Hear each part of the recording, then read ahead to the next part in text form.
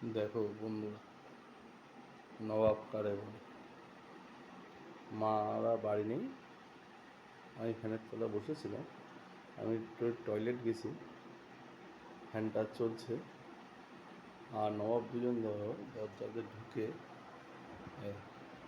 ফ্যানের তলা ঠিক আছে, আরাম কে না চায়, মানুষ বলো আর পশু বলো, সবাই আরাম চায়। হ্যাঁ হ্যাঁ, এই যদি মা থাকতো ঘরে ঢোকা, ঘরে ঢোকা আমার একেবারে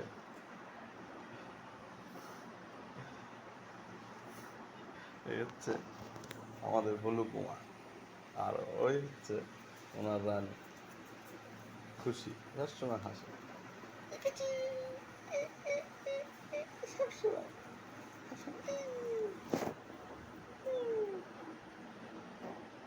এই হচ্ছে